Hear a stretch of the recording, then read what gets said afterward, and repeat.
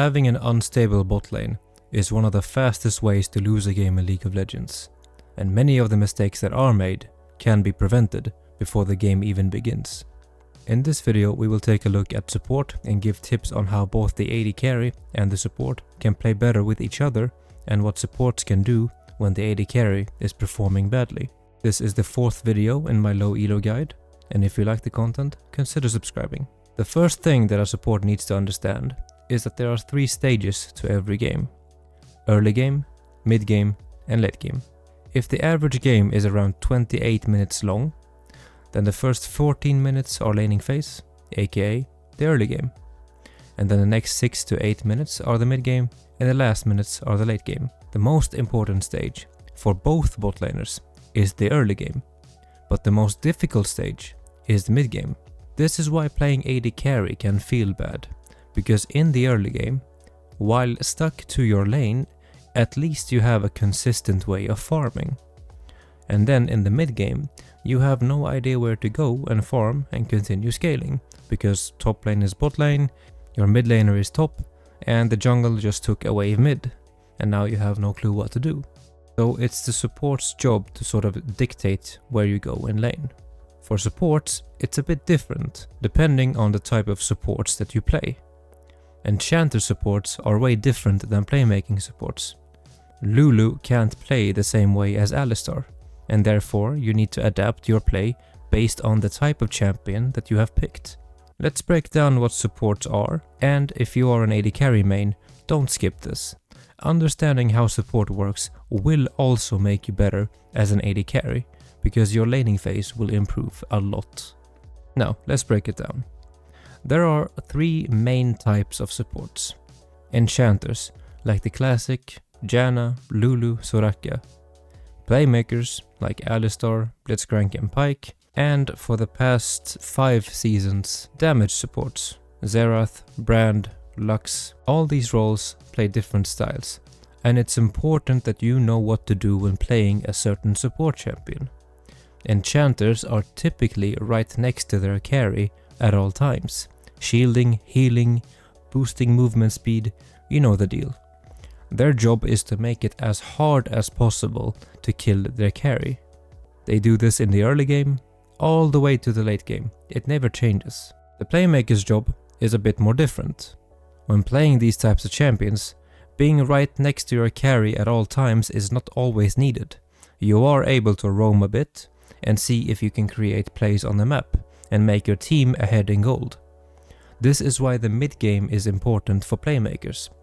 Establish vision in the enemy jungle, use your pings on target that you think you can kill, and make it happen.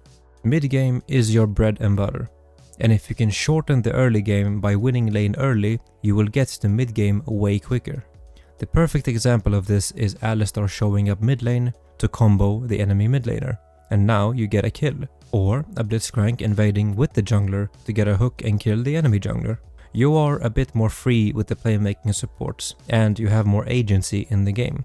People are more afraid of you, but you won't be able to buff a carry as hard as an enchanter can, and this is the drawback.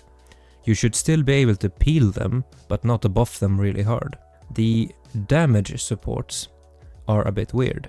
I don't like them personally, because in a way they will put your team behind, hoping that they will be able to carry the game themselves. If a damage support loses early game, it's very hard to come back if the enemy team is any decent. They are mostly magic based, and the support item will give them a lot of gold for poking early, and they are able to later on do a lot of damage on AD carries and even top and mid laners. But having a damage support will at some stage of the game make your top, mid or AD carry weaker, because you can't deal a lot of damage without gold.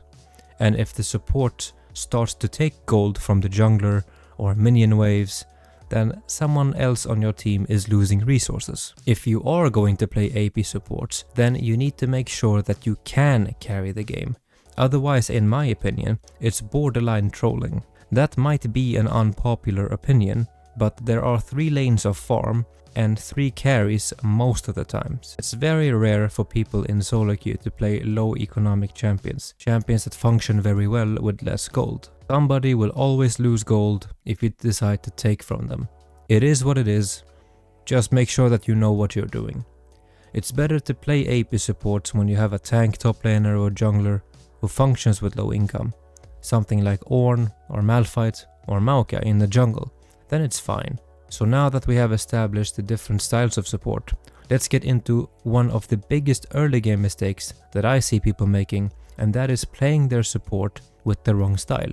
This is your Leona or Blitzcrank player who never leaves bot lane and sits right next to the AD carry at all times, sharing experience and not making full use out of their champion, through the early game all the way to the late game. Even if the AD carry is alone in a lane and just catching minion waves, or a Nautilus who's always playing behind the AD carry and not being a big frontline to soak up skill shots and land a hook or be at least threatening. This makes it so easy for the enemy team to land poke on the AD carry and win the lane. So when playing beefy supports, make sure to take agency in the lane. Let them know that you are there. Don't play too far back, but at the same time, don't be stupid and lose half your HP for no reason by walking up too far. The best way to put pressure on their bot lane is through bush control. Controlling the bush will make them nervous, because they can't see what you are doing. You might be getting ready to flash combo someone, or you might just sit there. Hell, you might even recall and gank another lane and they would have no clue. Having bush control makes them waste a ward on the bush, and now they don't have that ward for the river. That makes it easier for your jungler or your mid laner to gank your lane. And even if you're not getting ganks from your jungler, at least they can't play very aggressive with you because they have no vision. They are always at risk to be ganked. So establishing bush control as a playmaking support or any type of support is one of the easiest ways to gain a lead in bot lane. The next tip is to abuse level up timers. Playmakers usually have combos that they hit, like Alistar with the WQ, or Blitzcrank with the Q hook and E knockup, or Leona with EQ. That makes the level 2 timer one of the most important moments in the game for you. If both of you are in lane at the first wave, and you don't miss XP by being too far away from the minions, then you will always get level 2 from the first wave and the next 3 minions from wave number 2. If you know this, you can start to walk closer to the enemy AD carry or support, and as soon as the 3rd minion from the 2nd wave is about to die, engage on the carry or whoever is closest and combo them. You will be level 2 and have access to 2 CC abilities for most playmakers, and they will still be level 1. You land CC, you get follow up from the AD carry, you will get them low at the very least, they will blow flash and heal or exhaust, and if you get a kill, it's just a bonus. Now you have established a great early game lead, and all you did was count to 9 minions dead. Your AD carry is now ahead, it's a bit safer to play, and you have more time to look for plays with your team. Now, a big mistake that Enchanter support makes is not understanding how easily killed they are, and they pick the wrong champion frequently. On top of that, they normally can't identify how the enemy bot lane wants to win the lane. They are sort of just playing on autopilot, just existing in the lane. They throw random skill shots, they walk up randomly to auto attack. It's not playing with a plan. Imagine the enemy team have picked Draven and Thresh, and your AD carry picked Caitlyn. Now, you have different ways to play here, because Draven Thresh is a very early game oriented duo. Thresh wants to land a hook, Draven deals a lot of damage early game, and Draven wants to snowball out of control from the early game. If the Draven does not win the lane, the champion is trash, because he does not scale very well, so you need to be as hard to kill as possible. Even if you have to give up some damage or a few tower plates, the most important thing is to simply not die and fall behind. So imagine your Enchanter support player picks Sona with Caitlyn against Draven and Thresh. This is lost from the champion select. Sona will die over and over again, getting perma-hooked, and Caitlyn will fall behind and they will run your entire team over. Just from you picking a champion that is not suited to the situation. Now a playmaker, who's usually tankier, would have done better here, but you want to play enchanters, and that's fine. There are many enchanters that are better at dealing with tough early game champions like Draven or Lucian. Champions like Karma, Morgana and Nami are perfect examples of supports who can deal damage and at the same time protect their carries and buff them. Sona might be better late game, but she will not survive early. So if you are counter-picking in champion select, make sure to pick smart.